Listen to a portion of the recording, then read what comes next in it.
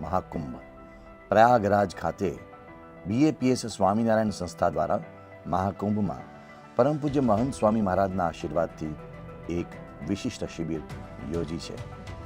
ગંગા, યમુના અને સરસ્વતીના ત્રિવેણી સંગમ પછી બનારસ તરફ વહેતી ગંગાના તટથી માત્ર 800 મીટર દૂર BAPS સ્વામિનારાયણ સંસ્થાનું આ શિબિર સ્થળ સેક્ટર 6માં આવેલું છે. અહોરાત્ર આ શિબિર સ્થળ આધ્યાત્મિક વાતાવરણથી છલકાતું રહે છે. અહીં હરિભક્તો ભોજન, પ્રસાદ, સત્સંગ, યજ્ઞ વગેરેનો લાભ લે છે અને તીર્થ સ્નાન તથા અન્ય દર્શનીય સ્થાનોના દર્શન કરીને તૃપ્ત થાય છે. આવું સુંદર શાંતિમય શિબિર સ્થળ રચવા બદલ સૌ સંતો પ્રત્યે કૃતજ્ઞતા વ્યક્ત કરે છે. સનાતન ધર્મની ફરકતી ધજાઓ સાથે હજારો સંસ્થાઓની ગતિવિધિઓ વચ્ચે BAPS સ્વામિનારાયણ સંસ્થાનું આ શિબિર સ્થળ સનાતન ધર્મની એક આગવી પ્રતિભા પ્રસરાવી રહ્યું છે. વહેલી સવારે અહીં ગંગાની રેતીમાં જ વિકસેલા આ પવિત્ર સ્થળે મંત્ર ગુંજનથી દિવસનો મંગલ આરંભ થાય છે. વિશાળ પ્રવેશ દ્વારમાં પ્રવેશતા જ સામે નજરે ચડતી યજ્ઞશાળામાં BAPS સંસ્કૃત મહાવિદ્યાલય સારંગપુરના વિદ્વાન યુવાનો પ્રાતઃ યજ્ઞ કરે છે.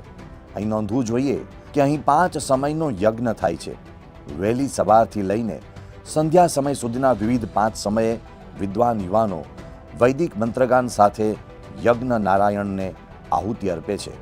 દિવસ દરમિયાન અહીં જુદા જુદા મઠ, આશ્રમ અને પરંપરાઓના સંતો, મહંતો તેમજ અહીં પધારેલા મહાનુભાવો સાથે BAPS સંસ્થાના સંતોની મુલાકાતો યોજાતી રહે છે.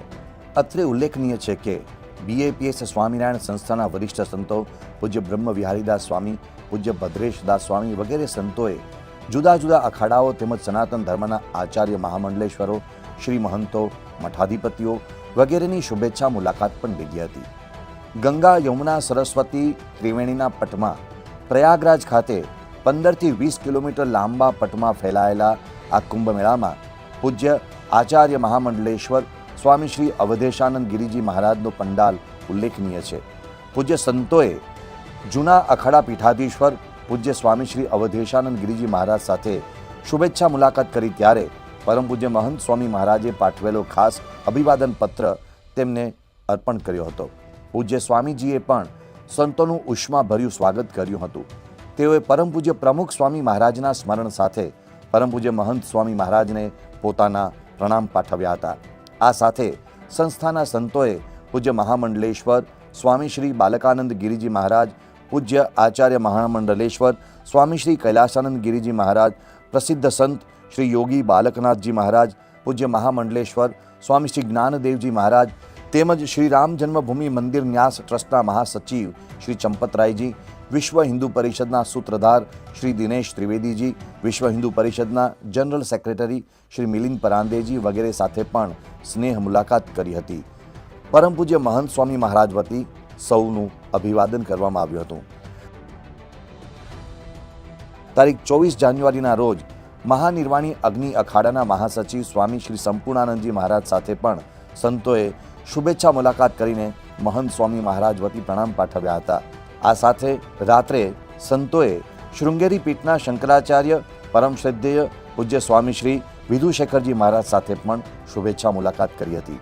BAPS સ્વામિનારાયણ સંસ્થાના વિશ્વવ્યાપી કાર્યો, અબુધાબીનું BAPS હિન્દુ મંદિર તેમજ અન્ય કાર્યોની આ મહાન સંતોએ ખૂબ પ્રશંસા કરી હતી. પ્રયાગના મધ્યમાં પવિત્ર સ્નાન કરવાનો અલભ્ય લાહવો લીધો હતો.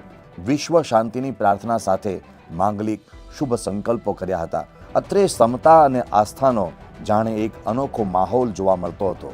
સરકારશ્રી, વહીવટી તંત્ર અને પોલીસ તંત્રનો આ વિરાટ પરિસ્થિતિને સંભાળવા માટેનો પુરુષાર્થ અનન્ય છે.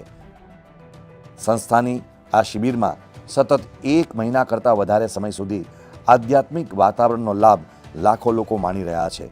અહીં નિત્ય ઉમટતા શ્રદ્ધાળુઓ અને યજમાનો અહીંથી તૃપ્ત થઈને જાય છે અને પરમ પૂજ્ય મહંત સ્વામી મહારાજના ચરણોમાં કૃતજ્ઞતા વ્યક્ત કરે છે.